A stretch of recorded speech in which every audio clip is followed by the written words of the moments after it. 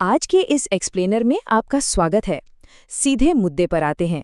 आज हम इतिहास के सबसे पावरफुल और चर्चित साम्राज्यों में से एक मुगल साम्राज्य के उदय और पतन की बात करने वाले हैं।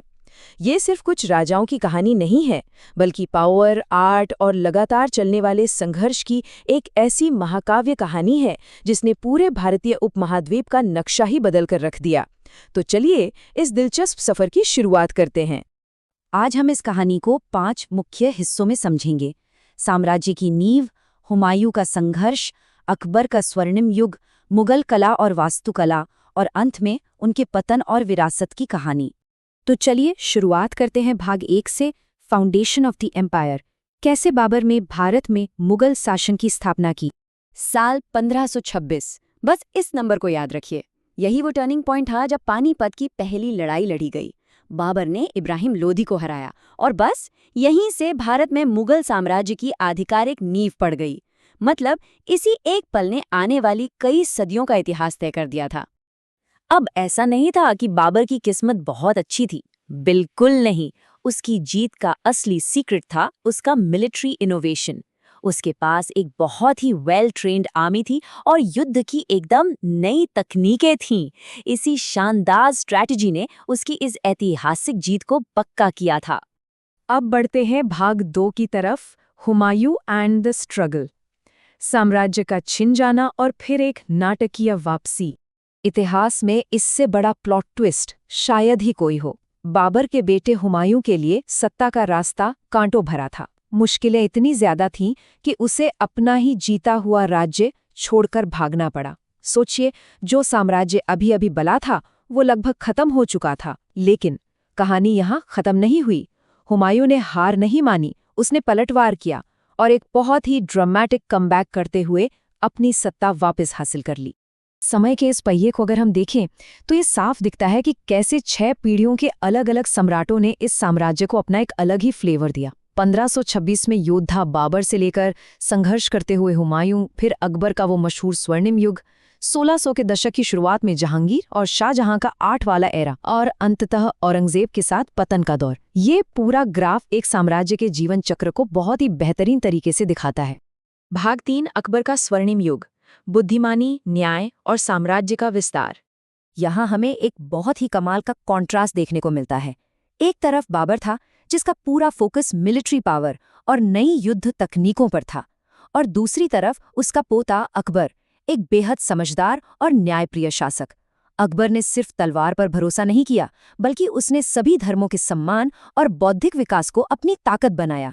मतलब साम्राज्य की नींव भले ही हथियारों से रखी गई हो, लेकिन उसे आगे बढ़ाया गया ज्ञान और सबको साथ लेकर चलने की नीति से। अकबर की उपलब्धियां वाकई हैरान करने वाली हैं।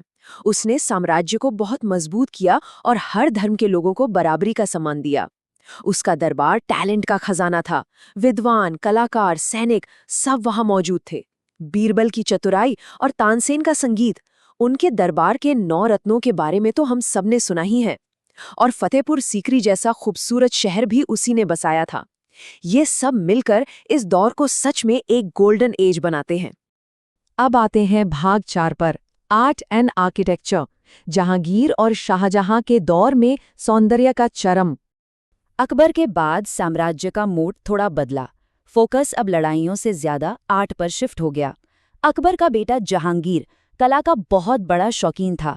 उसी के दौर में मुगल पेंटिंग्स अपनी पॉपुलैरिटी के एकदम पीक पर पहुंच गईं।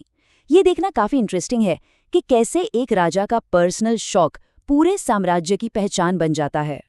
और फिर आर्ट का ये जुनून अगली पीढ़ी यानी शाहजहां तक पहुंचा। उन्होंने आर्किटेक्चर को एक ऐसे लेवल पर पहुंचा दिया जिसकी मिसाल आज तक दी जाती है। मुमताज महल की याद में बना ताजमहल प्रेम का प्रतीक। ये सिर्फ एक इमारत नहीं है, बल्कि दुनिया की सबसे खूबसूरत और अमर निशानी है जो आज भी शान से खड़ी है।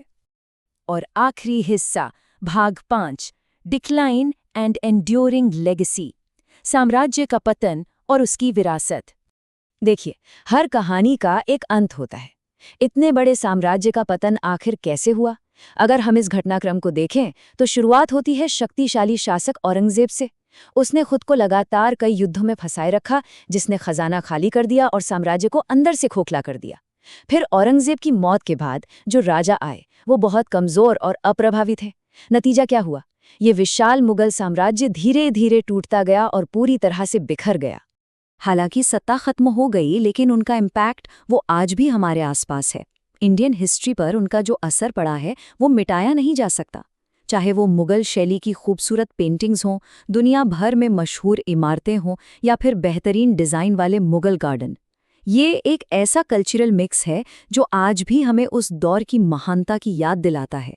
तो इस एक्सप्लेनर को खत्म करते हुए हमारे सामने एक बहुत बड़ा सवाल आता है, क्या सिर्फ ताकत से कोई साम्राज्य टिक सकता है, या फिर सत्ता के साथ साथ न्याय, समझदारी और एकता का होना भी उतना ही जरूरी है?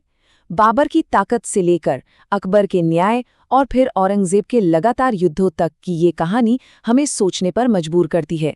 शायद सच यही है कि बिना न्याय और एकता के कोई भी महान साम्राज्य हमेशा के लिए जिंदा नहीं रह सकता। इस बारे में आपकी क्या राय है?